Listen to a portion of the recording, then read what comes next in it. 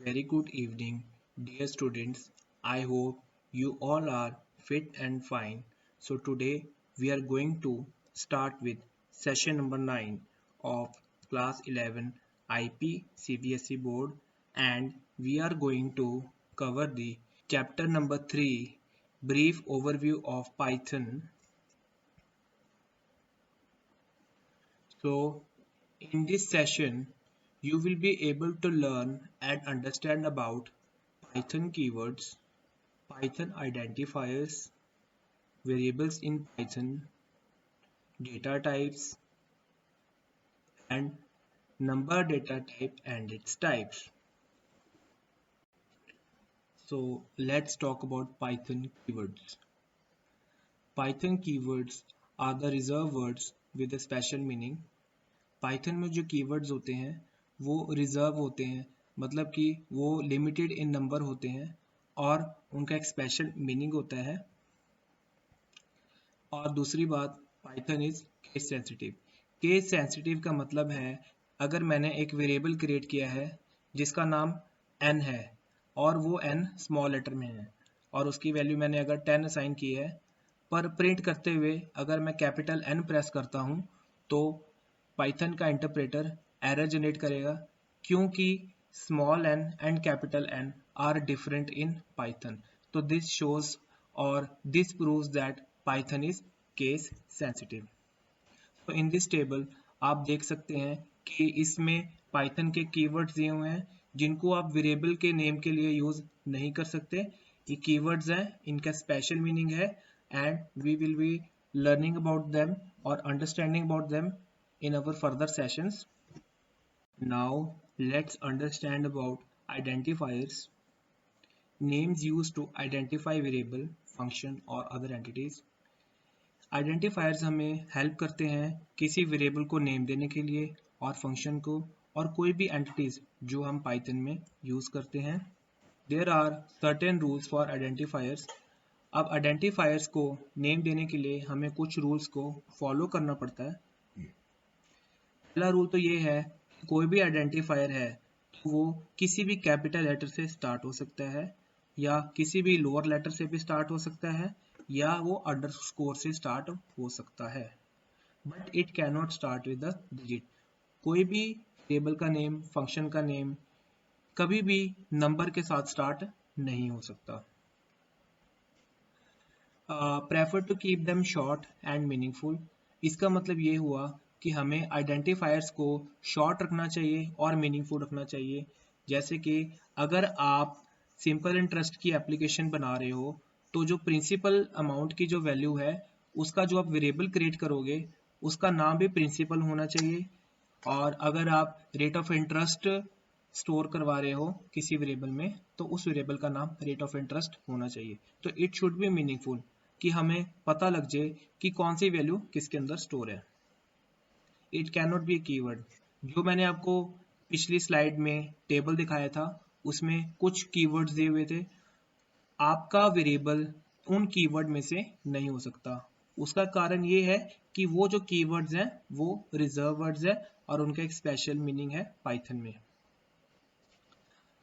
You can't use special symbols like at the rate, sign of exclamation, hashtag, dollar, percentage etc. आप ये special symbols अपने variable name में use नहीं कर सकते। पाइथन आपको प्रोहिबिट करता है ये यूज करने के लिए। अब वैलिड आइडेंटिफायर्स हैं एवीजी, क्योंकि ये कैपिटल लेटर से स्टार्ट हुआ है तो ये वैलिड है।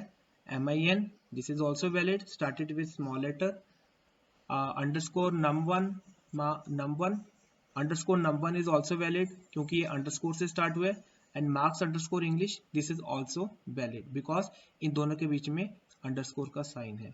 अगर मार्क्स और इंग्लिश के बीच में स्पेस होती, मतलब कुछ और नहीं होता सिर्फ स्पेस होती, तो ये एरर जनरेट कर देता, क्योंकि space is also not allowed in identifier variables.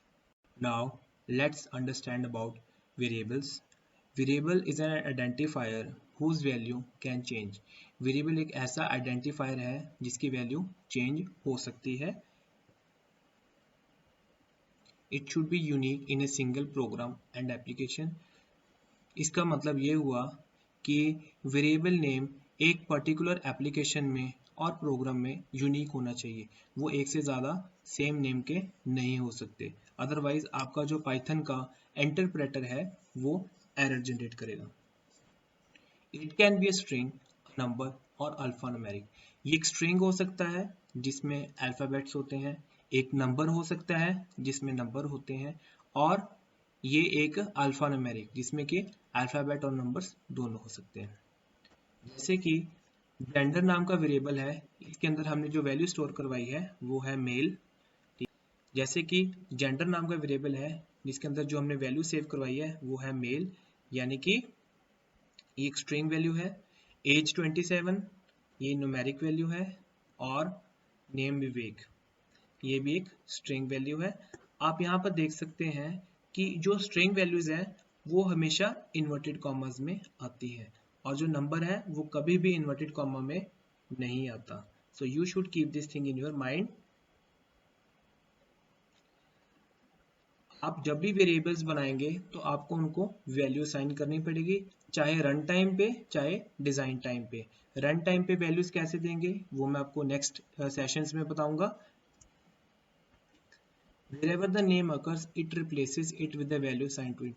जैसे ही पाइथन का interpreter variable name find out करेगा तो वो उसको उसके अंदर वाली वैल्यू से रिप्लेस कर देगा, या जो वैल्यू उसको असाइन की हुई है उसके साथ वो इस वैल्यू को रिप्लेस कर देगा। Now coming to the data types. Data type हमें बताता है कि वेरिएबल के अंदर जो भी वैल्यू है वो किस टाइप की है। तो यहाँ पर आप जैसे देख सकते हैं, यहाँ पर एक टेबल दिया हुआ है डेटा टाइप्स इन पाइथन। तो इस तरह के फ्लो चार्ट में आप देख सकते हैं कि नंबर्स के अंदर integer, floating, complex data type आता है, बुलियन। सीक्वेंसेस के अंदर string, list, tuples, sets, none, mappings and dictionaries. तो इन सभी डेटा टाइप्स को हम वन बाय वन करेंगे इन अवर नेक्स्ट सेशंस। तो सबसे पहले हम बात करते हैं नंबर डेटा टाइप की। नंबर डेटा टाइप ऐसा डेटा टाइप होता है जो कि सिर्फ नंबर को स्टोर करवाता है। इसके अंदर बेसिकली 3 तरह के टाइप्स आते हैं, जैसे इंट जो कि इंटीजर नंबर्स को स्टोर करवाता है, जैसे कि आपने मैथ्स में पढ़ा है। इसके अंदर नेगेटिव नंबर आते हैं, जीरो भी आता है, पॉजिटिव नंबर भी आते हैं। फ्लोट यानी वो नंबर्स जिनके अंदर डेसिमल पॉइंट आता है, वो माइनस में भी हो सकते हैं, वो पॉजिटिव भी हो सकते हैं। कम्प्लेक्स नंबर्स जैसे आयोटा अपने मैथ्स में पढ़ेंगे, उसके लिए कम्प्लेक्स डेटा टाइप यूज होता है। बूलियन डेटा टाइप ये एक इंटीजर का डेटा टाइप है, और ये सिर्फ 2 तरह की वैल्यूज को सेव करता है, यानी कि ट्रू और फॉल्स, और इसको हमेशा हम बूल लिखते हैं, और ये 2 तरह की वैल्यू सेव करता है, true and false. Now your homework is, आपने न्यूमेरिक डेटा टाइप के तीनों डेटा टाइप्स को वैल्यू साइन करा के प्रिंट करवाना है, and you have to show the code and picture of the output in the official WhatsApp group of the class. Thank you.